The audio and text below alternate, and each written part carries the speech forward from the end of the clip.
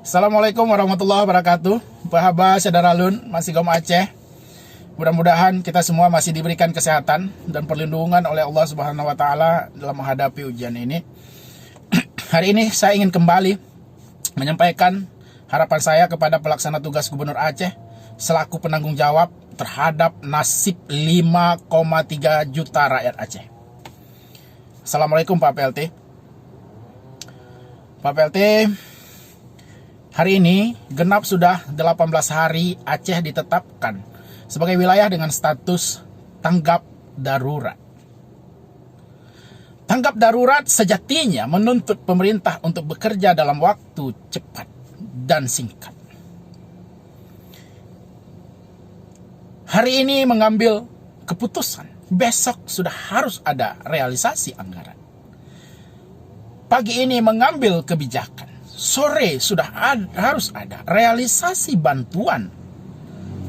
Begitulah kira-kira prinsip bekerja dalam masa tanggap darurat. Tidak banyak prosedural, tidak terlalu birokratis. Itu yang harus dilakukan. Tapi faktanya, sampai 18 hari pasca penetapan Aceh dengan status tanggap darurat, belum ada satupun paket kebijakan anggaran pemerintah Aceh yang dirasakan manfaatnya oleh masyarakat, oleh tenaga medis. Belum ada satupun alat pelindung diri untuk tenaga medis yang dibeli dengan menggunakan APBA. Belum ada 1 rupiah pun insentif untuk tenaga medis yang disalurkan dari sumber APBA. Belum ada 1 kilogram beras pun paket bantuan sembako yang disalurkan oleh pemerintah Aceh. Begitu juga dengan BLT. Sampai saat ini belum ada satupun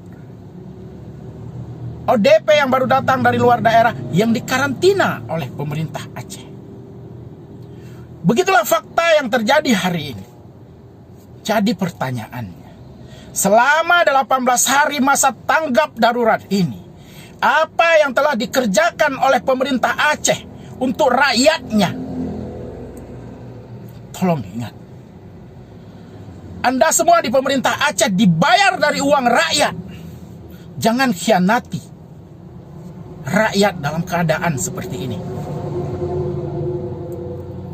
Pak PLT, kemarin dalam wawancara televisi Anda mengatakan bahwa pemerintah Aceh telah menyiapkan 1.000 ruang untuk ODP. Bohong itu. Faktanya, hari ini 8 orang ODP di kota Janto dikarantina di dalam hutan. Gara-gara tidak ada yang mengurus mereka, tidak ada yang mengkarantina mereka sesuai dengan SOP atau protokol karantina dari WHO. Pak PLT juga mengatakan jam malam dihentikan karena program sosial safety net belum memadai. Itu juga bohong. Yang benar adalah sampai saat ini program sosial safety net belum ada sama sekali. Jadi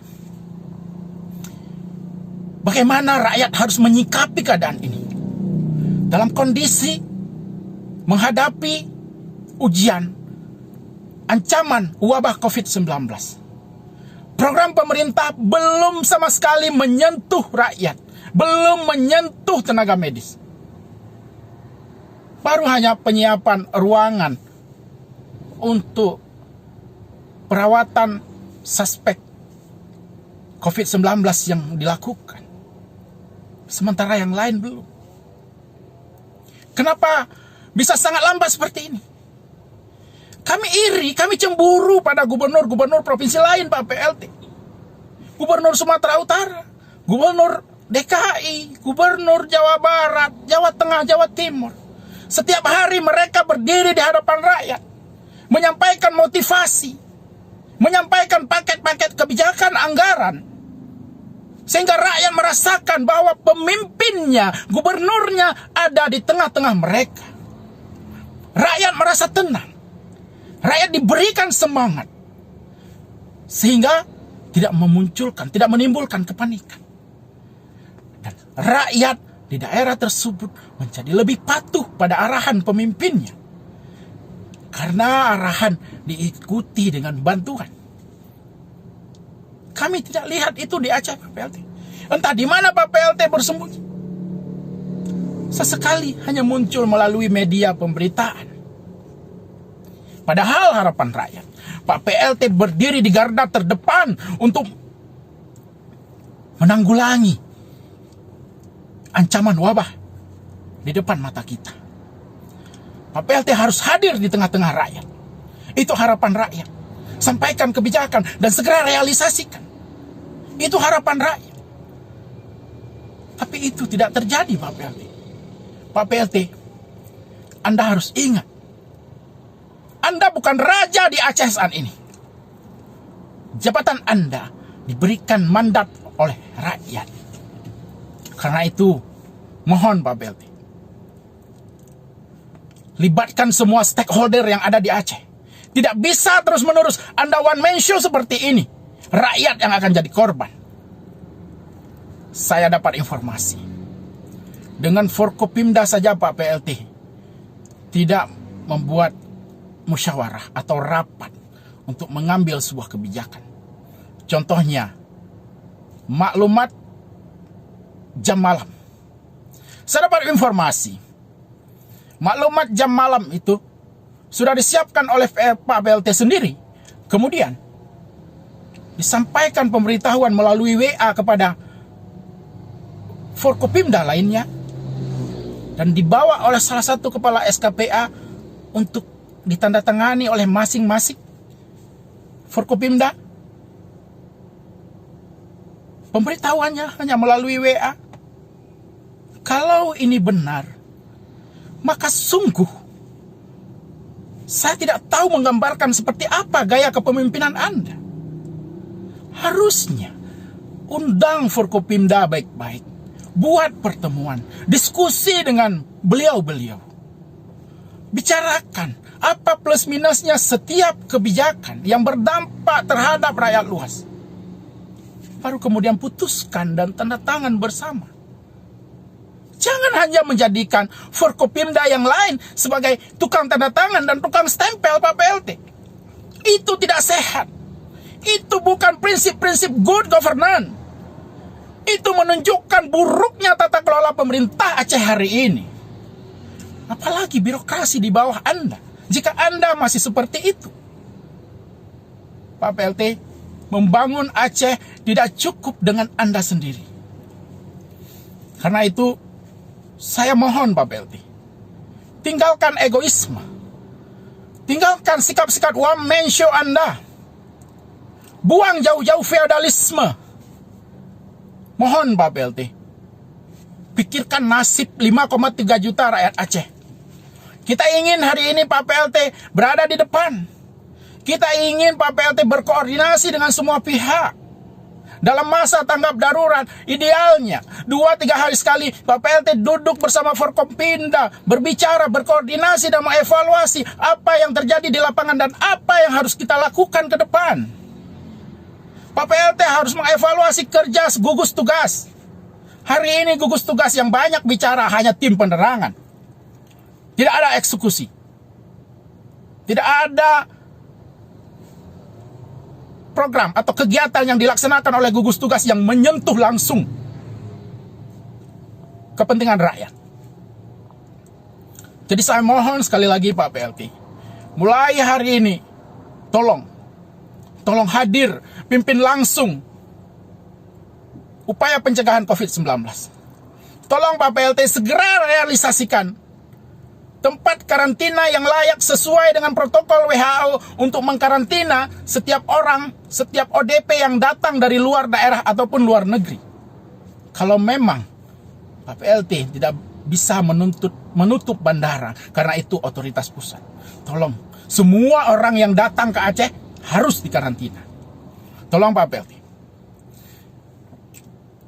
Rakyat menanti kebijakan-kebijakan konkret. Kebijakan-kebijakan yang segera bisa dieksekusi.